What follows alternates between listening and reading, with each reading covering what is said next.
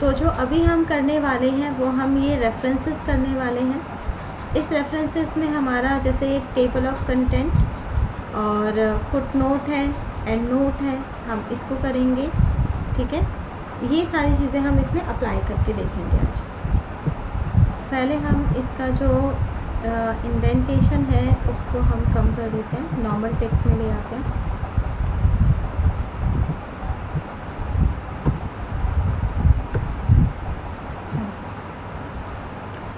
अब हम क्या कर रहे हैं, जो रेफरेंसेस है, रेफरेंसेस में आता है table of content. Table of content का मतलब क्या होता है, या इसमें हम क्या करते हैं। जैसे आपको यहाँ पे टेबल ऑफ कंटेंट में दिखा रहा होगा हेडिंग 1, हेडिंग 2, हेडिंग 3।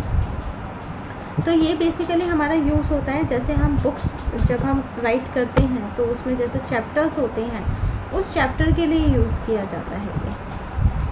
मैं इसका मार्जिन भी कम कर देती हूँ, नॉर्मल मार्जिन कर देते हैं।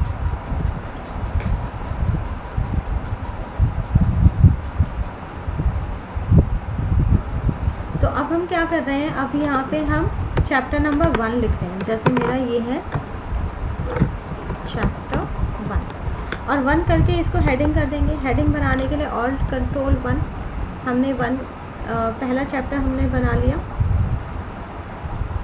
अब हम क्या कर रहे हैं, यहाँ पर हम और टेक्स्ट लिखेंगे। यहाँ पे हम और टेक्स्ट लिखेंगे जिसमें हमारा चैप्टर 2 है, और यहाँ पे हम कुछ टेक्स्ट लिखेंगे। बट पहले हम इसको हेडिंग बना देते हैं। सिलेक्ट करेंगे ऑल्ट कंट्रोल 1, और यहाँ पे कोई ना कोई हम टेक्स्ट लिख देते हैं।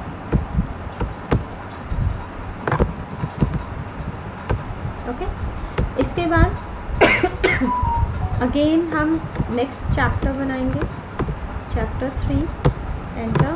यहाँ से इसको सिलेक्ट करके ऑल्ट कंट्रोल 1, हेडिंग 1 बना लिया हमने,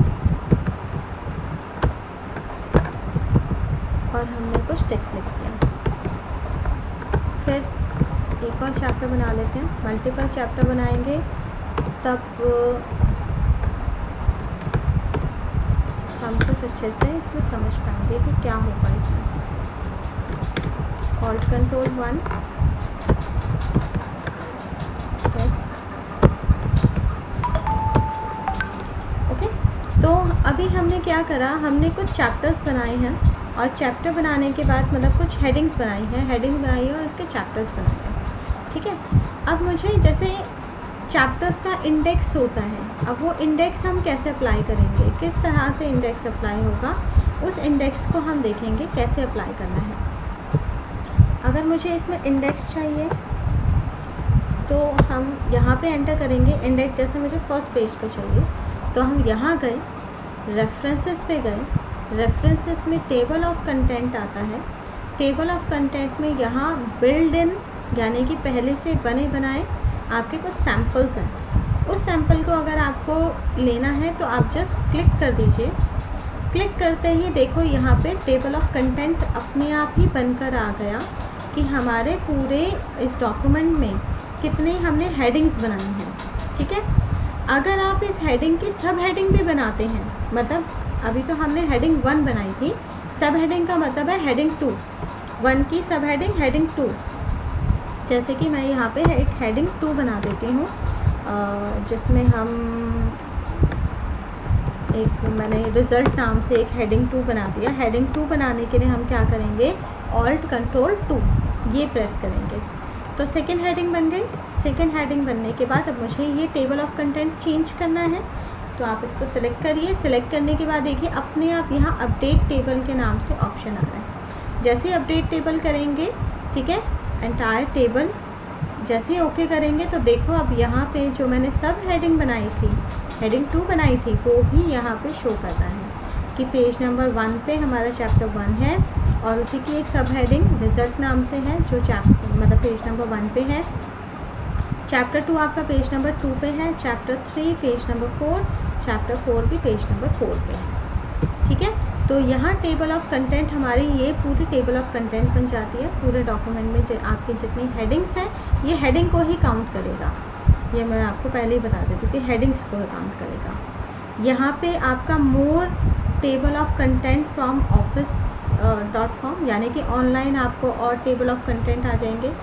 कस्टम टेबल ऑफ कंटेंट आपको करना है, यानी कि अपनी तरफ से कोई कस्टम डिज़ाइन लेना है तो आप यहाँ से ले सकते हैं। इसमें डिज़ाइन कैसे बदलोगे, ये जैसे कि अगर डॉट की जगह आपको डैश चाहिए, डैश की जगह आपको नॉर्मल लाइंस चाहिए, तो आप यहाँ से ले सकते हैं, या फ्रॉम टेम्पलेट यहाँ से ले सकते हैं। क्लासिक है, फैंसी, मॉडर्न, फॉर्मल, सिंपल, तो आप किसी भी टाइप का यहाँ से ले सकते हैं। जैसे ये एक और आपका अलग फॉर्मेट आ गया, यहाँ से आप मल्टीपल फॉर्मेट चूज़ कर सकते हैं। जैसे ये मॉडर्न फॉर्मेट है, अब मुझे यही मॉडर्न फॉर्मेट लेना है, तो अब आप इसको ओके कर देंगे।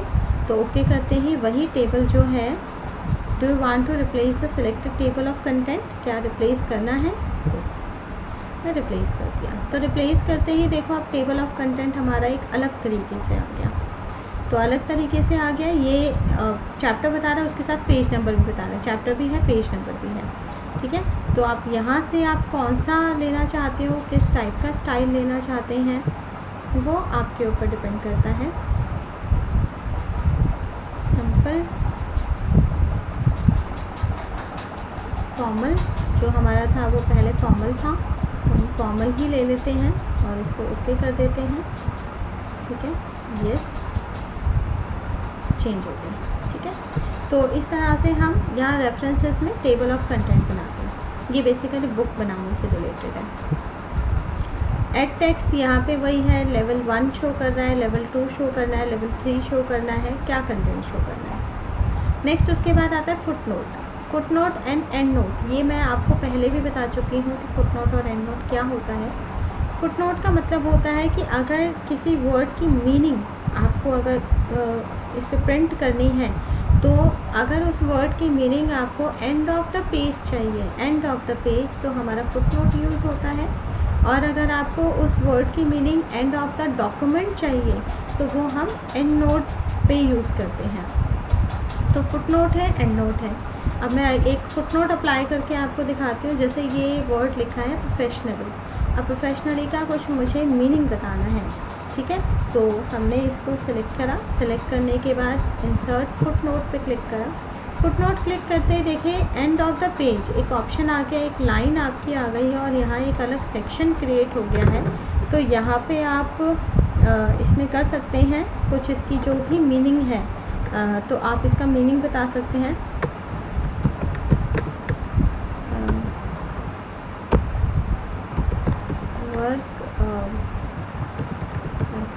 डायरेक्शन, कुछ भी अगर आपको जो भी आपको मीनिंग देना है, आप वो मीनिंग दे सकते हैं, ठीक है। तो ये फुट नोट अप्लाई हो गया। अब फुट नोट हमें कैसे दिखेगा या क्या दिखेगा, कैसे पता चलेगा। जैसे हमने ये वर्ड, हमने मीनिंग दिया था, तो देखो इस वर्ड पे ये एक तो 1 लिखा हुआ आ गया, ठीक है। और जैसे ही आप इस पर कर्सर लेके जाते हैं, तो फुट नोट में हमने जो भी इंफॉर्मेशन दी थी, वो इंफॉर्मेशन भी यहाँ पे शो कर देते हैं। और जब आप इस पर डबल क्लिक करते हैं, तो आप मतलब यहाँ पे जैसे ही आप इस पर कर्सर रखते हैं, तो आपको मीनिंग शो करता है। और अगर फुट नोट आपको शो करना है, फुट नोट कहाँ है, तो शो नोट्स पे जाएंगे, तो ये नोट्स दिखा देगा कि कहाँ पे हमने फुट नोट अप्लाई किया हुआ है। इसी तरह से मैं आपको एंड नोट भी दिखाती हूँ कि एंड नोट हमारा कैसे अप्लाई होता है। जहाँ हमने प्रोफेशनली लिया था, ठीक है, इसी का ही हम एक डॉक्यूमेंट ले लेते हैं, मतलब इसी के जस्ट बाद का एक वर्ड ले लेते हैं कॉम्प्लीमेंट, और इसमें हम एंड नोट अप्लाई करते हैं। इंसर्ट एंड नोट पे क्लिक करेंगे तो देखो बिल्कुल एकदम हम लास्ट वाले पेज पे आ गए हैं, ठीक है। यहाँ पे आपको दिख रहा होगा पेज 5, यानी कि हम 5th पेज पे पहुँच गए हैं। और अब हम यहाँ पे इसका मीनिंग लिख देते हैं।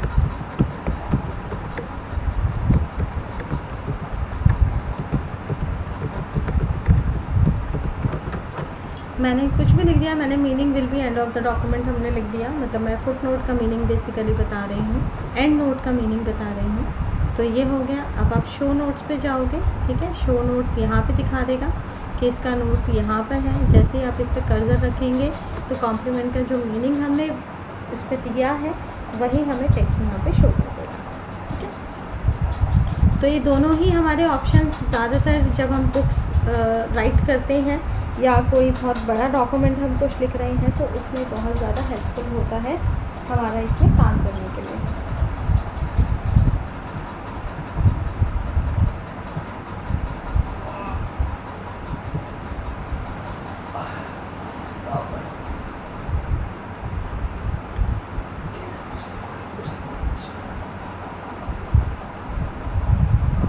देखो नेक्स्ट उसके बाद आता है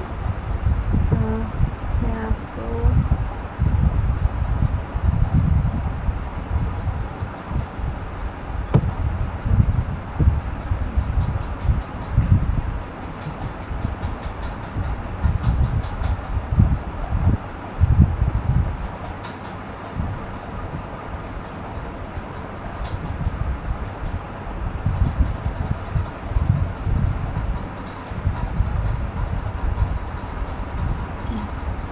नेक्स्ट उसके बाद आता है ये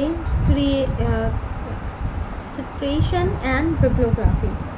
जो बिब्लियोग्राफी होता है, बिब्लियोग्राफी का मतलब क्या है? बिब्लियोग्राफी का मतलब है रेफरेंसेस, कि आपने ये जो भी डॉक्यूमेंट आपने लिखा है अपने पेज पे, उस डॉक्यूमेंट का रेफरेंस आपको कहाँ से मिला, आपने क्या सोच के लिखा है। जैसे कि हम किसी प्रोजेक्ट का रिपोर्ट तैयार कर रहे हैं या कोई भी नोट्स तैयार कर रहे हैं, तो वो नोट्स आपने कहाँ से देख के लिखे, किस सोर्स से देख के लिखा। आपने कोई बुक रेफ़र करी है, आपने कोई वेबसाइट रेफ़र करी है, या फिर आपने कोई किसी के नोट्स आपने रेफ़र करे हैं जो नोट्स मतलब ओरिजिनल हो। तो बिब्लियोग्राफी बेसिकली वही होती है कि जब भी हम कोई डॉक्यूमेंट लिखते हैं तो एंड ऑफ द डॉक्यूमेंट एक बिब्लियोग्राफी होती है, जिस बिब्लियोग्राफी के अंदर वो सारे रेफरेंसेस लिखे होते हैं कि इसका रेफरेंस हमें कहाँ से मिला है।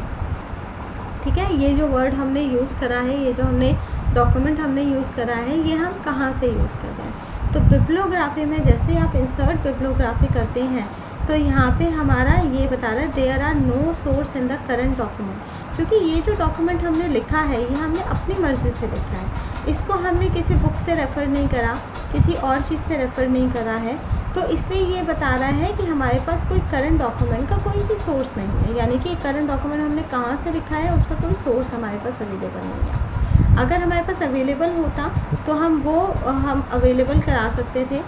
यहाँ से आप क्या करेंगे, जैसे स्पेशन है, इसको हम कैसे करेंगे, डॉक्यूमेंट पे किसी एक वर्ड पे क्लिक करते हैं, ऐड करते हैं, ऐड करते ही यहाँ पे क्या आएगा, टाइप ऑफ बुक आप यहाँ से ले सकते हैं, ऑथर का नेम ले सकते हो, टाइटल दे सकते हो, यानी कि आप सारे इन्फॉर्मेशन दे सकते हो बिब्लियोग्राफी फील्ड, यानी कि बिब्लियोग्राफी के पर्पज़ से, कि कहाँ से किसने लिखा था, वो सारी इन्फॉर्मेशन जो है यहाँ से हो जाएगी। तो आपका ये जो प्रॉपर जो नॉर्मल डॉक्यूमेंट दिख रहा है, ये नॉर्मल डॉक्यूमेंट में आपकी इन्फॉर्मेशन भी ऐड हो जाएगी, सोर्स भी ऐड हो जाएगा कि किस सोर्स से आप ये जो ले रहे हैं। ठीक है, यहाँ से मैनेज सोर्स करेंगे तो यहाँ पे भी आप लिस्ट आप अप्लाई कर सकते हैं, कौन सी साइट से आपने लिया है। यहाँ पे है source available in the master list, तो मास्टर लिस्ट में अगर कुछ है तो आप इसमें से ले सकते हैं, फिर करंट लिस्ट में आप ऐड कर सकते हैं। तो ये बेसिकली उसी के लिए यूज़ होता है। नेक्स्ट उसके बाद आता है इंसर्ट कैप्शन। इस कैप्शन का मतलब क्या होता है, जो हम यहाँ पे कैप्शन की बात कर रहे हैं, इस कैप्शन का यूज़ कहाँ पे किया जाता है, कैसे यूज़ किया जाता है। यहाँ पे हमारे चैप्टर्स हैं, चैप्टर्स के अंदर हमारे इमेजेस भी होती हैं। ठीक है, तो हम कुछ इमेजेस इंसर्ट कर देते हैं। तो मेरे पास जो इमेजेस हैं हम उस इमेजेस पे ही काम करते हैं।